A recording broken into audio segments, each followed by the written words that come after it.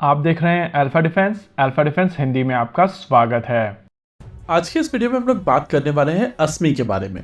UP police की एक requirement थी जिसके हिसाब से 1128 यूनिट सब मशीन गन्स अक्वायर की जानी थी और उनकी इस रिक्वायरमेंट के लिए 2 गन्स को शॉर्टलिस्ट किया गया था। पहली गन थी अस्मी जो इंडिजिनस तौर पर बनाई गई है और दूसरी गन थी सीजी स्कॉर्पियन एवो जो विनवेल ऑटोमेटेड सिस्टम प्राइवेट लिमिटेड द्वारा टेक्नोलॉजी ट्रांसफर के तहत बनाई जा रही है। CG group basically chess Republic की एक कंपनी है और अगर कहा जाए कि ये कंपनी दुनिया के टॉप 5 कंपनीज में से एक है जो फायर आर्म सेगमेंट में बिजनेस करते हैं तो ये गलत नहीं होगा। इनफैक्ट अमेरिका की फेमस कोल्ट कंपनी इस समय इनकी सब्सिडरी है और ये चीज इंडिकेट करती है कि इस समय ये कंपनी किस तरीके का होल्ड रखती है।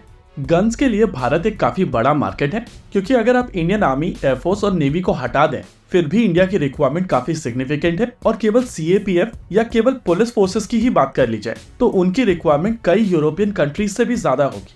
यही कारण है कि हर एक फायर आर्म मेकर इस मार्केट को टैप करना चाहता है, लेकिन भारत सरकार की तरफ से इनिशियली जो मेक इन इंडिया प्रोसेस शुरू किया गया था उसके चलते उनको इंडियन पार्टनर्स के साथ में कोलैबोरेट करना पड़ता है। हिस्टोरिकली भारत की तरफ से वेपन सिस्टम्स बाहर से इंपोर्ट किए गए हैं। एक पॉइंट ऑफ टाइम पर कुछ वेपन सिस्टम्स भारत ने खुद बनाए हैं, लेकिन वहां पर भी भारत को बहुत ज्यादा सक्सेस नहीं मिली है। फायर आर्म एक बहुत ही स्पेशलाइज्ड टूल है और इसी वजह से हर एक देश अपनी खुद की रिक्वायरमेंट के हिसाब से अपनी गन्स को बनाता है। नॉर्मली हर एक जियोग्राफिकल रीजन में वहां पे रहने वाले लोगों की फिजिक डिफरेंट होती है। कहीं पर एवरेज हाइट ज्यादा होती है, कहीं पर एवरेज हाइट कम होती है। एग्जाम्पल के तौर पर एवरेज रशियन हाइट 72 सेंटीमीटर की है, वहीं पर एवरेज इंडियन हाइट 165 सेंटीमीटर की है। अब एर्गोनॉमिक्स के हिसाब से जो गन रशिया के लिए बेस्ट होगी वो शायद इंडिया के लिए बेस्ट ना हो, लेकिन जब भी बात की जाती है इंडियन ट्रूप्स से तो उनके पास में एक सेंस ऑफ कंफर्ट होता है जब वो रशियन वेपन सिस्टम यूज करते हैं, क्योंकि माना जाता है कि रशियन वेपन सिस्टम ज्यादा रिलायबल है और वो जैम नहीं होते।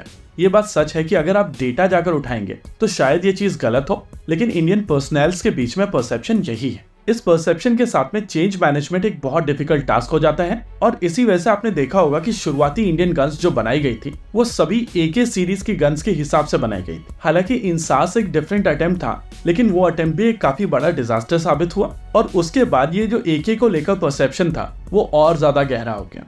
वैसे यहाँ पर कई लोग कहेंगे कि एडजस्टेबल स्टॉक अब मार्केट में अवेलेबल है, लेकिन एर्गोनॉमिक्स केवल एडजस्टेबल बट स्टॉक तक लिमिटेड नहीं होती है। ट्रूप्स के भरोसे को जीतने के लिए इंडियन आर्मी और डीआरडीओ ने मिलकर साथ में काम किया है और कर्नल कलाश्निकोव के नाम से जाने जाने वाले उस समय के लेफ्टिनेंट कर्नल और आज के कर्नल प्रसाद बांसोड ने इस गन को बनाया है और इस गन को नाम दिया गया है अस्मी। यूपी पुलिस के रिक्वायरमेंट के लिए जो 2 गन शॉर्टलिस्ट की गई थी उनमें से एक ये गन थी और दूसरी चेस रिपब्लिक की सीजी स्कॉर्पियन। ये दोनों गन शॉर्टलिस्ट की गई थी, यानी कि यूपी पुलिस की रिक्वायरमेंट दोनों गन्स मीट कर रही थी और जब L1 डिक्लेयर किया गया तो वो सीजी स्कॉर्पियन एवो 3 हुआ। यूपी पुलिस को यहाँ पर एक गन 78,000 रुपीज की पड़ी है, लेकिन अगर अस्मी की आप बिड देखेंगे तो वहां पर एक गन 78,850 रुपीज की पड़ने वाली थी, यानी कि केवल 850 रुपए के लिए यहाँ पर हम लोग इम्पोर्टेड गन अक्वायर कर रहे हैं। देखिए, मैं यहाँ पर ये नहीं कह रहा हूँ कि विनवेल ऑटोमेटेड सिस्टम यहाँ पर कुछ काम नहीं कर रहा है और ये गन पूरी तरीके से इम्पोर्टेड है।